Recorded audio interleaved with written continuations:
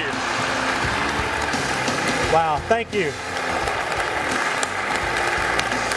Steve, thanks for that great introduction. A little bit over the top, but thank you so much. He at least threw in the hunting aspect, and I think that's important to Iowans. And it's great to be here in Iowa with so many patriotic Americans like yourselves and share the stage with so many great leaders in the conservative movement. I've got a prepared speech, but I'm not going to use it because I know what I believe, and I think you know what you believe. And so let's have a conversation for the 5 minutes that I have. Now, I'm a Southerner, so my slow Southern drawl, I may eat up to 5 minutes just saying thank you for being here and God bless you and all that. You know, 40 years ago this week, Ronald Reagan told a group of people much like this. He said, "We should carry a banner of no pale pastels but one of bold colors, which make it unmistakably clear where we stand on the issues." America needs boldness again today, probably more than ever. We need it at the presidential level. We need it in the United States Congress. We need it in state government, whether it's the governor or the state legislatures. And we need it at the grassroots level. Just your attendance here today shows that you also agree that we need boldness. The presidential primaries are coming up. Caucuses here in Iowa, primaries in South Carolina. And South Carolina, Iowa, and New Hampshire all share a commonality in that we get to have all the candidates come. Now, whether there's 10 or whether there's 6 or whether there's 20 or whether there's 24, they're all going to come to Iowa. They're all going to come to South Carolina. They're all going to come to New Hampshire. And we get a chance to have a conversation with them. We get a chance to tell them what's on our minds, what we believe the future of America looks like. We get to hear their vision for America. And we get to give whoever the potential nominee is some momentum going into that election. So I think that's so important. So what do they need to hear?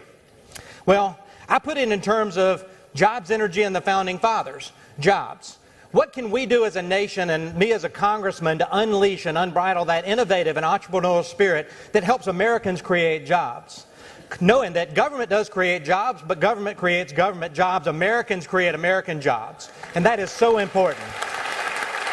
So what can we do to help Americans create jobs and get back to work? Energy. Energy is a segue to job creation, and if you look at the energy-producing states of North Dakota, Oklahoma, Louisiana, and Texas, the reason they have very low unemployment rates is because of the energy sector.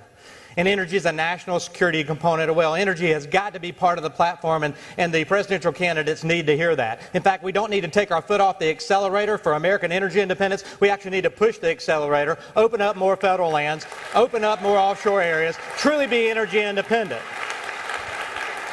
So jobs and energy, and then our Founding Fathers, those constitutional principles of limited government, free markets, individual liberty, spelled out in the constitutional documents and all the Founding Father documents.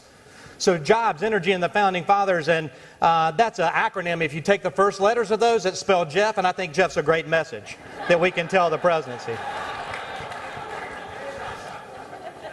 I vote no in Washington a lot in the United States Congress. And I'm often asked, Jeff, how can you get to a yes? What can you vote yes on? Well, I can vote yes on a secure border. We're a sovereign nation. I can vote yes on a balanced budget. One that doesn't use accounting gimmicks and budget tricks, that truly balances like you have to balance your own budget at home. You can't use accounting gimmicks or budget tricks. If you do, Lois Lerner might come to see you. You know, I can vote yes to spending cuts as long as those are true spending cuts, the entitlement programs that are bankrupting this country, and not the spending cuts that hurt and decimate our United States military or hurt our United States veteran. And if you're a veteran in this room, thank you. God bless you.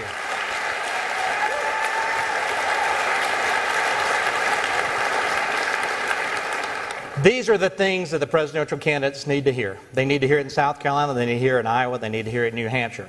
They need to hear it early because they can get it in their platform and start being your voice going forward in the presidential race. You know, governing is tough, I get that.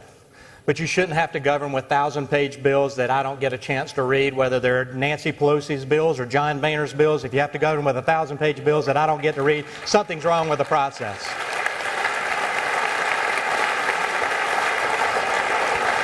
So we're going to pick a new president, and I've got a message to him. He can use his cell phone and he can use his pen as long as he uses his phone to call the United States Congress and as long as he uses his pen to sign the bills that Congress passes to his death. Not the authoritarian executive orders that usurp that document that I held up a minute ago, the United States Constitution. I was one that clapped the other night when the president said he didn't have another election to run. Thank God he doesn't. I started a whole wave of claps on the Republican side. Got a snide comeback with him, but, I didn't expect any worse. Look, we're going to elect a new president. We're going to return to constitutional government. We're going to cut spending. We're going to be energy independent. All these things we believe in. So thank you for being here. Thank you for having the opportunity to share your voice. Thank you for your support for guys like Steve King and myself and Joni Ernst and all the other folks that are here from Iowa. And look, your text messages, your tweets, your phone calls, your Facebook messages, all that works. Stay engaged in the process because that's how we're going to turn back America right here today at the grassroots level with the presidential candidates and supporting great congressmen like Steve King and others. So God bless you here in Iowa. Thanks for having me, and I look forward to talking with you more. Thank you. Thank y'all. Thank you. God bless you.